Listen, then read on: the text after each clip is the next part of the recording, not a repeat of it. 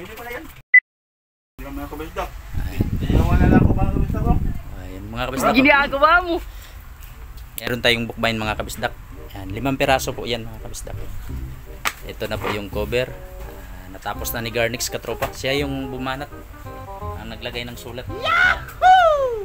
Tapos, yan. So, 6 na piraso pala ito mga kabisdak. So, ito yung papel. Ito po ang papel niya. Kung napapansin nyo mga kabisdak, wala siyang trim kasi resibo po yan. Yan, mga pang BIR na resibo.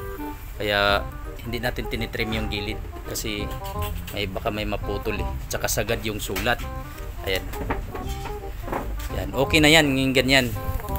Yan naman ang gusto ng may-ari. Kahit walang trim, basta mabind lang. So ayan na po, yan, naka-ready na po yung papel. Ito na yung cover. Tapos, ayan, mayroon tayong niluto dito mga kabisdak. Ipapakita ko na rin to sa inyo. Oh. Ayan mga kabisdak ko. Wow, adobong manok. So yan po yung tanghalian natin. Sabi ko nga sa inyo mga kabisdak, yung lamisa namin double purpose yan. Maraming ano yan, pwedeng magluto, dito na rin kakain, dito na rin gagawa ng bookbind. What? So yan.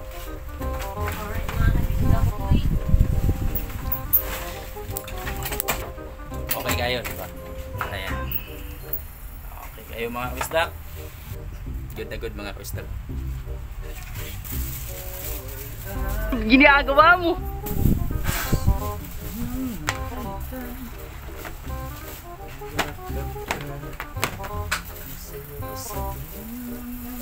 Gagaan.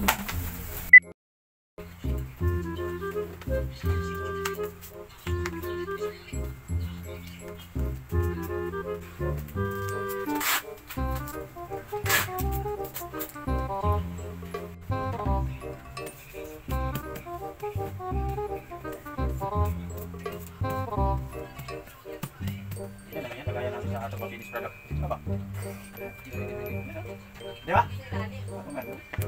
Ayos. Lagayin natin dati mga kadir. Ayos pala to. Lagayin natin. Pwede pala yan. Petron gani. Ang bebe. Ito eh. Ganito eh.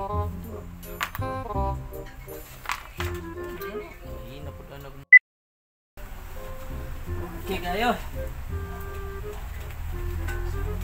Yan na po yan. Ang 6 na piraso na hardbound. Ito yung sulat niya sa harapan. So dyan lang nakalagay para ma-videohan po natin. Ililipat naman natin yan doon sa loob. Alright, so yan po. So yan po yung machine natin. Alright, okay kayo. Yan po ako. Good na good. Hanggang dito na lang yung video natin at salamat sa inyo, salamat sa inyong panonood. Amping sa kanunay mga kabisdak.